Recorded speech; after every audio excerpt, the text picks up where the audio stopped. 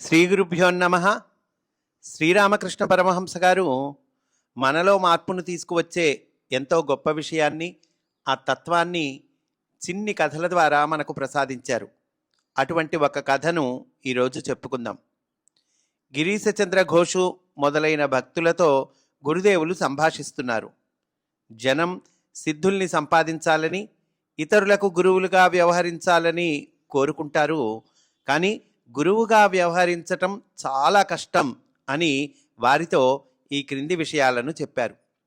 సిద్ధుల ద్వారా కొద్దిగా శక్తిని పొంది వాటి ద్వారా కొందరు పేరు ప్రతిష్టలను సంపాదిస్తారు.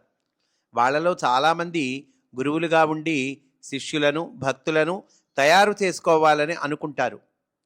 అటువంటి గురువును చూసి జనం, ఆహా, ఆయన పని చాలా బాగుంది, ఎంతమంది ఆయనను చూడటానికి వస్తున్నారు, ఆయనకు చాలామంది శిష్యులు, అనుచరులు కూడా ఉన్నారు, ఆయన ఇల్లు వస్తువులతో నిండిపోయి ఉంది, ప్రజలు ఆయనకు ఎన్నో బహుమతులు ఇస్తుంటారు, తలుచుకుంటే ఎంతమందికైనా భోజనం పెట్టగల శక్తి ఆయనకు ఉంది అని గొప్పగా చెప్పుకుంటారు.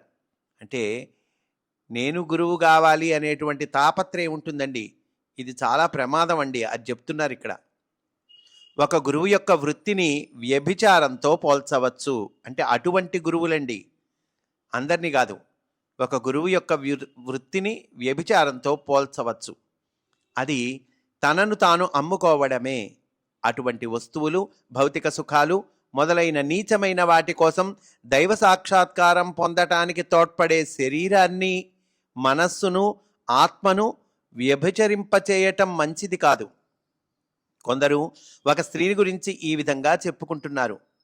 ఆహా, ఆమె పని ఇప్పుడు చాలా బాగుంది, ఆమె ఎంత ఎదిగిపోయిందో, మంచి ఇంటిని అద్దెకి తీసుకొని దానిలో పెద్ద మంచం, పరుపులు, దిళ్ళు, ఇంకా ఇతర వస్తువులు ఎన్నో ఏర్పాటు చేసుకుంది.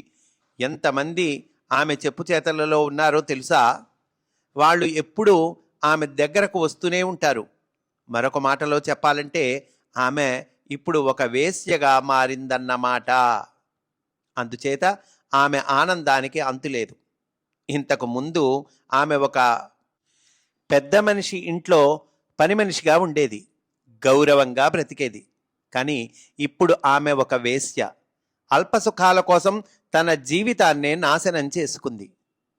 గురువుగా వ్యవహరించదలుచుకున్నవాడు ఆడంబరాలకు, కామకాంచనాలకు దూరంగా ఉండాలి. అనవసరమైన బహుమతుల్ని అంగీకరించకూడదు.